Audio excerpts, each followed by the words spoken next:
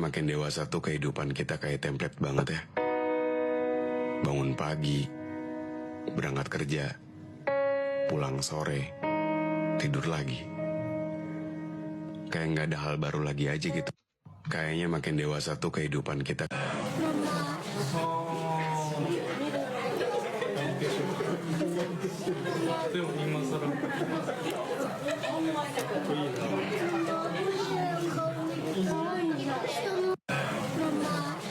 Intinya ini hari kita sabar, besok siapa tahu? Siapa tahu? Tambah Parah. bukan tambah parah, siapa tahu? Siapa tahu apa? Intinya ini hari kita sabar, besok siapa tahu? Siapa tahu? Tambah Parah. bukan tambah parah, Bukan siapa cuma tahu? parah, Bang. Intinya ini hari kita sabar.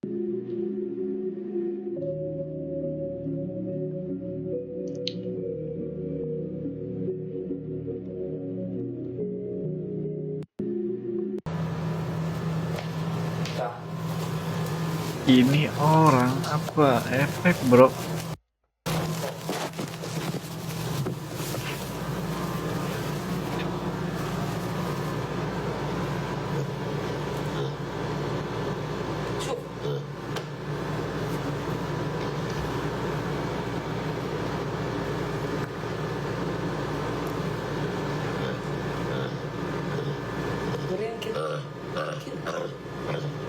Asli ini kirain efek. Kirain efek, bro.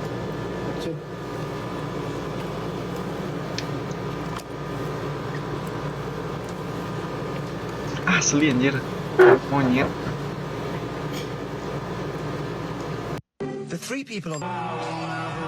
Aku menemukan seorang wanita yang tidak pernah joget depan kamera dan tidak tepat pesona.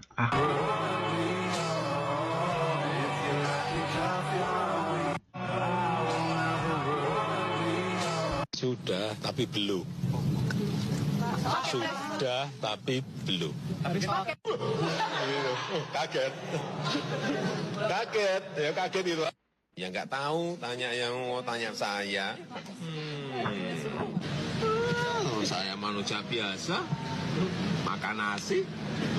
Semua kakak itu mainnya bagus sekali. Mainnya bagus sekali. Mainnya bagus sekali. Mainnya bagus sekali. Mainnya bagus sekali. We walk the talk. Not only talk the talk. Sudah.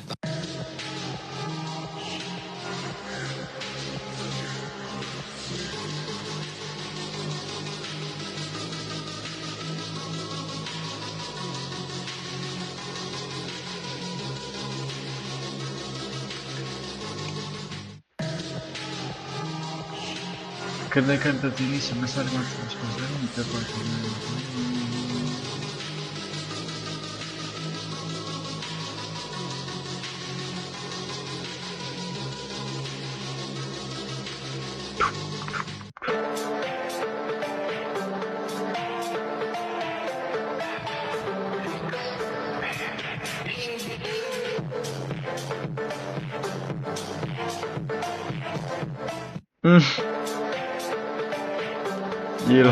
Gilong. Satu hari 120.000, satu bulan 3,6 juta. 2 bulan bisa beli boba 2, 1 tahun bisa beli motor impian baru. Mantap, let's go.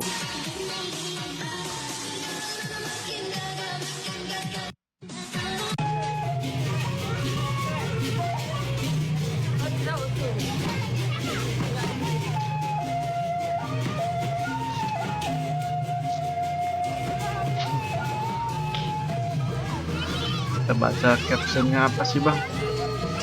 Padahal aura megang pasarnya kuat banget. Manusia tidak seharusnya selalu tinggal di rumah, meskipun tidak ada kegiatan, karena terlalu lama di rumah akan membuat otak menjadi tumpul dan berujung pada overthinking. Selain itu, kamu akan memiliki lebih banyak emosi negatif.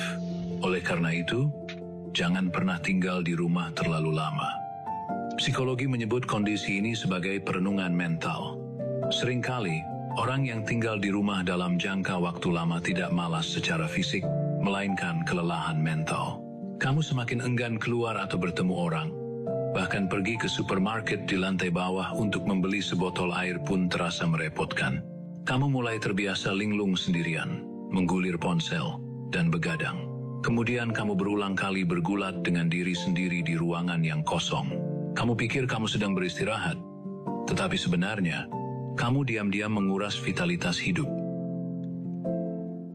Manusia Dan menikah tuh ibaratnya Jawaban pas lebaran ditanya kenapa belum menikah. kayak lu masuk ke jalan tol gitu. Lu nggak cukup cuma punya kontol, lu nggak Sorry, cukup cuma sorry. punya itol gitu kan. Lu juga harus pastikan bahwa itu ada saldonya. Dan menikah tuh ibaratnya kayak lu masuk ke jalan tol gitu. Lu nggak cukup cuma punya kontol, lu nggak cukup cuma punya itol gitu kan. Lu juga harus pastikan bahwa itu ada saldonya. Dan menikah tuh Modern luxury retreat.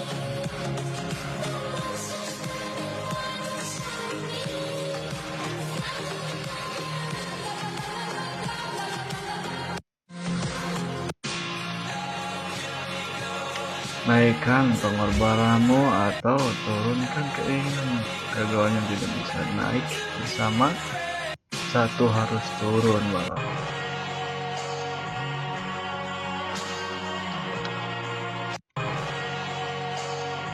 Delapan, kesalahan tersebut. Satu, menjalin sholat. Dua, memandang perasaan. Tiga, menyatakan perasaan.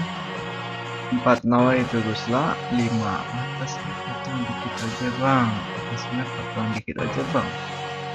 Nulis musyawarah mengangkat beban orang tua.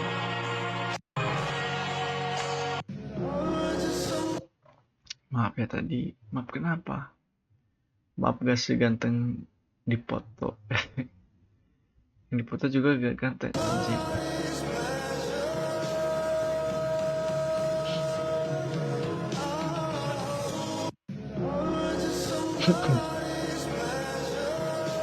Tertawa tetapi terluka bro. Orang banyak pengen punya tank TB, tapi tahu nggak? Yang paling seru itu justru tim kita nge-pick Angela. Nggak ada yang open map, nggak ada yang ngejoining jungle musuh. Tapi justru itulah letak asiknya. Kamu sekarang nggak tahu di rumput ada siapa, tapi kamu tahu kamu sedang OTW di geng. Support itu role paling gampang, bacot paling banyak. Ditertawakan dulu, dipertanyakan berkali-kali. Tapi kamu tahu satu hal, kamu punya roam yang nggak bisa TB. Kamu bukan sekedar cari mati, kamu lagi bikin jalan supaya nanti Mage dan MM tinggal lewat. Ada roam support itu berat, tapi gak pernah membosankan. Karena setiap langkah lu ke rumput adalah awal dari di game. Orang banyak.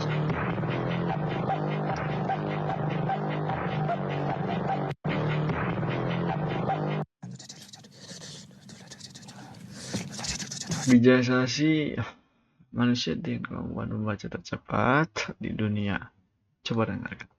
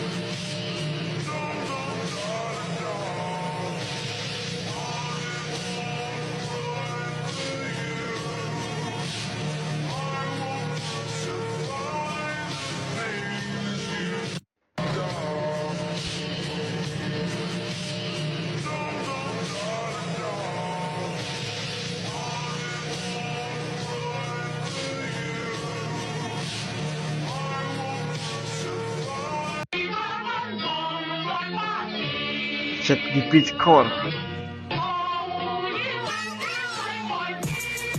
Bagus. Emang iya bang.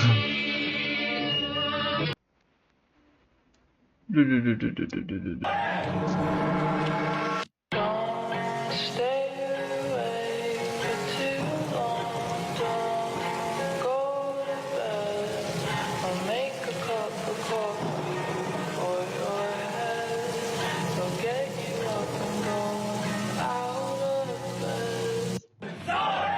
Tahun 2025 ini kita tidak akan impor beras lagi, tidak akan impor jagung lagi, tidak akan impor garam lagi.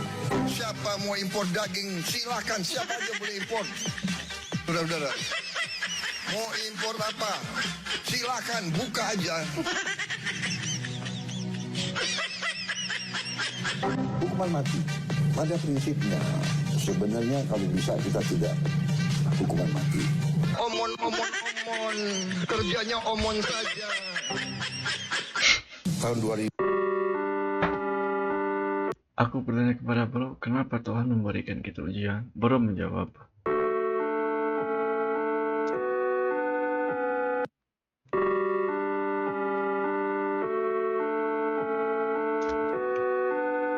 kadang kita merasa semuanya baik-baik saja, tapi Tuhan turunkan hujan agar kita sadar. Ada bagian dari diri kita yang retak, rapuh, dan perlu diperbaiki. Bukan untuk menghancurkan, tapi agar kita tumbuh, agar kita tidak terlena di tengah kenyamanan palsu. Ujian bukan dibutuhkan, tapi panggilan untuk sadar, untuk kembali menengok ke dalam dan memperbaiki yang selama ini kita abaikan, bro.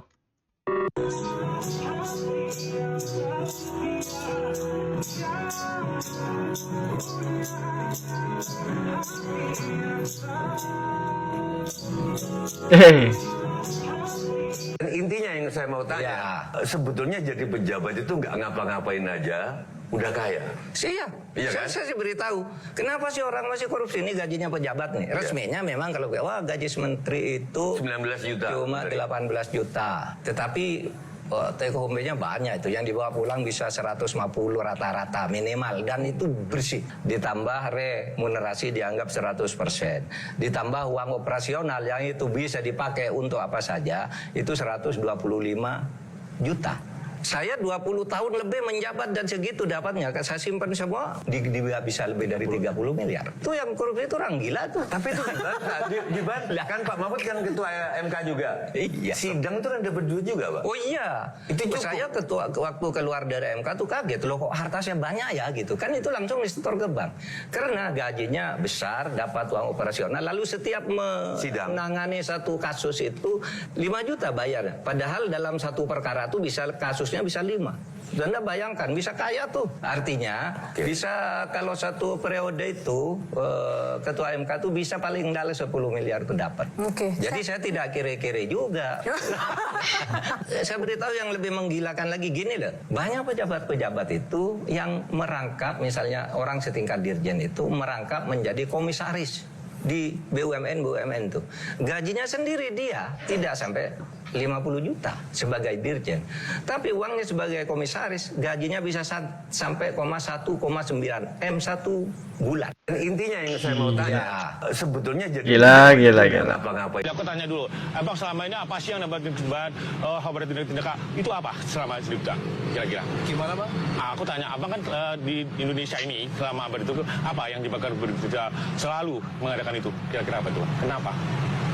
Ayo, enggak, aku nanya dulu, belum pertanyaan ini, belum. Pokoknya duitnya berkali lipat ini.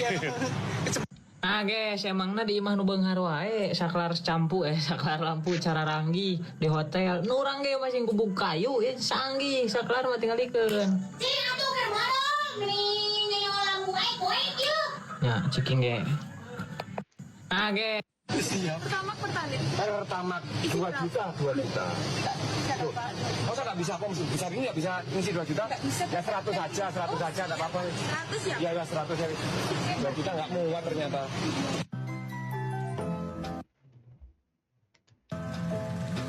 I'm still my woman brought children for me, so I can tell them stories. Mau pesan apa bang? Itu. Apa yang mercon nekeng? Enggak, kulkas, TV, sama kipas angin. Kelas menyala bangku. Oke. I've been spending my nights in the rain trying to put it out. Dari pria untuk So I'm snapping one, tapi kamu adalah ibumu, bro. nights in the rain trying to put Bagianlah ibumu selagi bisa, bro. So I'm snapping 1, 2.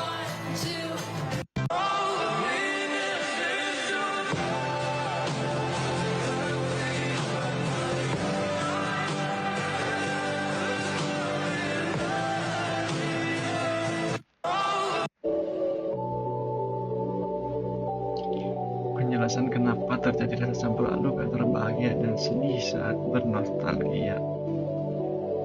Ini penjelasannya, bro.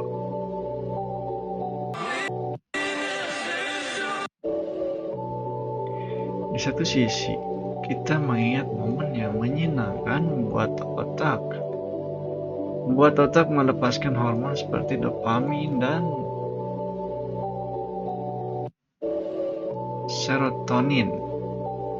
Tapi di sisi lain, gak kelihatan anjing. Pak. Hei, mana?